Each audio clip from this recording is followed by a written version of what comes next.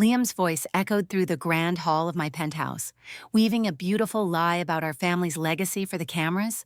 He was radiant under the lights, the perfect host. Then, a stranger in a plain suit cut through the crowd and handed him a single, thick envelope. The applause died. Every eye was on him as the color drained from his face. He looked at me, and in that moment, he knew. He tried to take my home, so I took his entire world.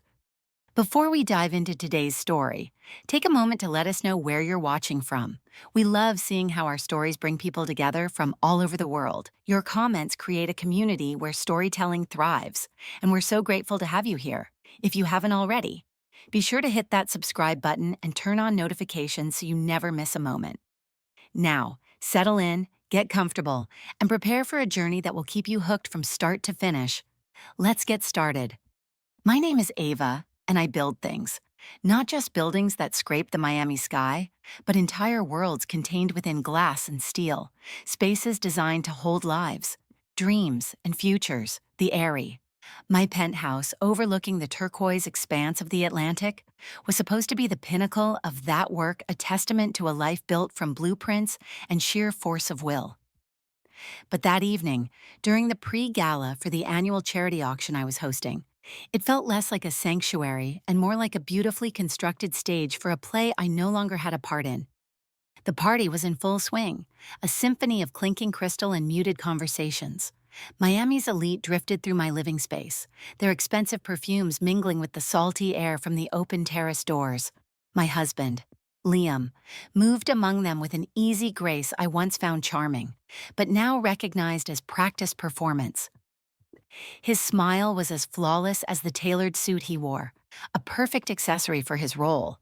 He played the part of the supportive husband expertly, one hand resting possessively on the small of my back, the other gesturing to a painting on the wall, a piece from my private collection that he hadn't paid for but took credit for selecting. I was speaking with a potential donor, a tech mogul named Mr. Harrison, who had a genuine interest in structural engineering. When Liam glided over, Harrison was asking me about the cantilevered balcony he was standing on, his eyes bright with curiosity about the load-bearing calculations. Before I could answer, Liam interjected smoothly. Ava is the artist, of course. I handle the more practical matters. Speaking of which, have you seen the de Kooning in the study? Its provenance is fascinating. He steered the conversation. And Mr. Harrison, away from my expertise and toward his own curated narrative as the sophisticated connoisseur. It was a subtle, almost invisible act of erasure, a pattern that had become the background noise of our marriage. I stepped onto the balcony for a breath of air that didn't feel recycled, needing a moment away from the curated perfection. That's when I heard her voice, my mother-in-law, Beatrice, speaking to a prominent art critic just inside the glass door. Her tone was sweet, laced with a familiar, subtle poison. Ava has a wonderful eye for aesthetics, of course, she said, letting the compliment hang in the air for a moment before delivering the finishing blow. But a house only truly finds its soul when a man's hand has shaped the foundation. The critic nodded thoughtfully, oblivious. But I felt the sting of her words, a carefully aimed dart meant to diminish me in my own creation. She wasn't just insulting me, she was rewriting history, erasing the 17-hour days, the sleepless nights, the years I'd spent sketching, planning, and overseeing every contractor and every detail of this home. While Liam was still trying to land his first significant client, I saw him catch my eye from across the room, offering a small, hollow shrug, as if his mother's casual cruelty was just a charming quirk we had to endure. But in his eyes, I saw a flicker of something else: satisfaction. The next morning, the phantom glamour of the party had evaporated, leaving behind a sterile silence and a collection of empty glasses the cleaning crew had missed. Liam and Beatrice called me into the main living area for what they termed a family discussion. The air was heavy with rehearsed seriousness. Beatrice sat on my custom-designed sofa, an original piece I'd sketched on a napkin years ago, clutching a silk scarf and performing a delicate fragility she had perfected over decades. She looked like a tragic heroine from a forgotten opera. Liam didn't waste time with pleasantries. He slid a thick leather-bound folder across the gleaming concrete coffee table. It landed with a soft, final thud that seemed to echo in the cavernous room. Sweetheart, he began, his voice a careful modulation of love and authority. We were talking last night. Mother and I, we feel it's time to truly solidify our family's legacy. He opened the folder, revealing pages of dense, legal text. Mother wants to leave a lasting mark. She's decided to move her entire family art collection here, to be properly displayed in a space worthy of its history. And for insurance and management purposes, our lawyer strongly advises that we consolidate the ownership of the penthouse under a single legal entity. He paused, letting the weight of his words settle, his eyes boring into mine. One that I would manage, of course, just to streamline things. It protects your creative work from any liabilities and puts the estate on a more professional footing. It wasn't a request. It was an edict wrapped in the language of love and practicality. The words protects you and legacy were twisted into weapons. They weren't asking me to move into the guest room. They were asking me to sign away the deed to my life's work, to hand over the keys to my kingdom under the guise of honoring a history I had no part in. The sheer, calculated audacity of it left me breathless. "This is my home, Liam," I managed, my voice barely a whisper. "I own it. My company owns it." "And you're my wife," he countered smoothly, a hint of steel beneath the velvet. "This isn't about ownership, Ava. It's about family. It's about presenting a united front. Think of the stability it will give us." Beatrice chimed in, her voice trembling with manufactured emotion. "Darling, this is for the future, for our children when we have them. A legacy needs a firm foundation." They had an answer for everything. They had rehearsed this. Every objection I could raise was already accounted for, every emotional button ready to be pushed. I looked at the legal document in front of me, at the signature line waiting for my name, and I felt the floor drop out from beneath me. This was a corporate takeover disguised as a family matter, and they expected me to surrender without a fight because that's what I had always done, compromised for the sake of peace, for the sake of the perfect picture they were so desperate to project. I spent the next few days in a daze, a ghost in my own home. I told Liam I needed time to review the documents with a clear head, a response that seemed to satisfy him. He saw my silence as acquiescence, my retreat into my work as a sign of defeat. In reality, it was the stillness before a storm he couldn't possibly imagine. He and Beatrice began to act as if the deal was already done. One afternoon, I came home to find Beatrice directing movers who were bringing in a grotesque, oversized mahogany credenza. "For the Vermeer, darling," she'd trilled, "your minimalist decor simply won't do it justice." I said nothing, just nodded and walked away, the unspoken agreement fueling their confidence. My chance came on a quiet Tuesday afternoon. I was in the home office, a space I designed for shared creativity, searching for an old client contract on our shared desktop computer. Liam's professional cloud storage account was still logged in, a small oversight from a man who had become careless in his confidence. Blinded by his own impending victory, a flicker of impulse, a gut feeling I couldn't ignore, made me click on his drive. There, amongst folders of market analyses and client portfolios, was one that stood out. It wasn't encrypted, but its name was deceptively bland estate restructuring. My heart hammered against my ribs. I clicked it open. Inside, there was no art collection inventory. Instead, I found a labyrinth of spreadsheets, dozens of them, with detailed financial models. The titles were cold and clinical: scenario of full asset liquidation, profit projections post-acquisition, tax shelter strategy, AW assets. They had mapped out the financial future of my entire estate, my company, my life's work, calculating its value down to the last dollar, with columns indicating how funds would be funneled into new accounts and shell corporations controlled by Liam. Deeper in, I found a subfolder labeled Legal Narrative. It contained draft emails and memos between Liam and their lawyer. One line burned itself into my memory. "We need to build a narrative of Ava being overwhelmed, that her work has made her emotionally volatile and incapable of managing her own affairs. We can use her long hours and obsessive focus as evidence of instability."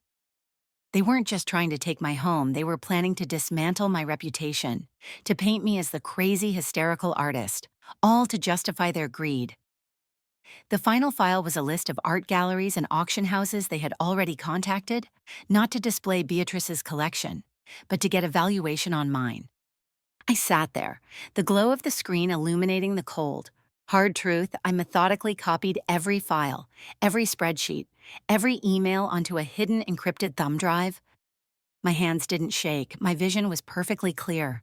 The part of me that had once felt shock and hurt was gone, replaced by a chilling, crystalline resolve.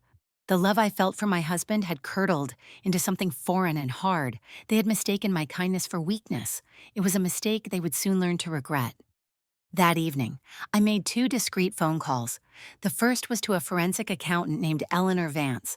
The second was to the most feared divorce attorney in the state of Florida, a woman known for dismantling empires, Rebecca Stone. I met Rebecca the next day in her stark, intimidatingly quiet office. I explained the situation with the calm precision of an architect outlining a structural flaw. I gave her the thumb drive. Rebecca listened without interruption, her eyes sharp and intelligent. "They've given you a gift, Ava," she said when I finished. "They put their entire conspiracy in writing. This isn't just grounds for divorce, this is attempted fraud on a massive scale. We're not going to just defend. We're going to annihilate." Her plan was simple and brutal. We would let them continue, let them walk further into the trap they'd set for me. We would let them believe they were winning until the precise moment of maximum impact. My final call was to Kyoto, years ago. A prestigious architectural foundation had offered me a fellowship, a chance to study traditional Japanese design for a year.